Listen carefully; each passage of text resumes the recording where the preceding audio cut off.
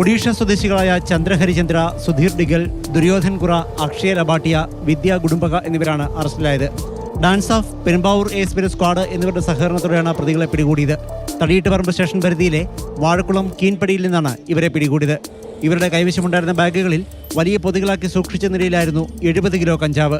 ഒഡീഷയിൽ നിന്നാണ് ഇവർ ലഹരി കൊണ്ടുവന്നത്. ട്രെയിൻ മാർഗം എറണാകുളത്തെത്തിയ പ്രതികൾ അവിടെ നിന്ന് ബസ്സിൽ കയറി വാഴക്കുളത്തിറങ്ങി. അവിടെ നിന്ന് ഓട്ടോയിൽ പോകാൻ തുടങ്ങവേ പോലീസ് സംഘം പ്രതികളെ പിടികൂടുകയായിരുന്നു. പെരുമ്പാവൂർ, വാഴക്കുളം മേഖലകളിലെ വിവിധ സ്ഥലങ്ങളിൽ വിൽപ്പന നടത്തുവാൻ കൊണ്ടുവന്നതാണ് ഇത്രയധികം കഞ്ചാവെന്ന് പോലീസ് പറഞ്ഞു. മലയാളികൾ ആരെങ്കിലും ഇവർക്ക് പിന്നിലുണ്ടോ എന്ന സംശയവും പോലീസിനുണ്ട്. സംഭവത്തിൽ കൂടുതൽ അന്വേഷണം നടത്തുമെന്ന് തടിയിട്ടുപറമ്പ് പോലീസ് വ്യക്തമാക്കി. ഒഡീഷ സ്വദേശികളായ 2 യുവതികളാണ് കഞ്ചാവുമായി ആലുവയിൽ പിടിയിലായത്. ഇവരിൽ നിന്ന് 3 കിലോ കഞ്ചാവാണ് പിടികൂടിയത്. ഒഡീഷയിൽ നിന്നും കഞ്ചാവ് എത്തിച്ച ചാന്ദിനി ബന്ന, തപസ്വിനി നായിക് എന്നിവരെയാണ് രഹസ്യ വിവരത്തെ തുടർന്ന് റൂറൽ എസ്.പിയുടെ കീഴിലുള്ള ഡാൻസ് ഓഫ് ടീം പിടികൂടിയത്. ആർക്കുവേണ്ടിയാണ് കഞ്ചാവ് കൊണ്ടുവന്നത് എന്നതുൾപ്പെടെ പോലീസ് അന്വേഷണം ആരംഭിച്ചിട്ടുണ്ട്.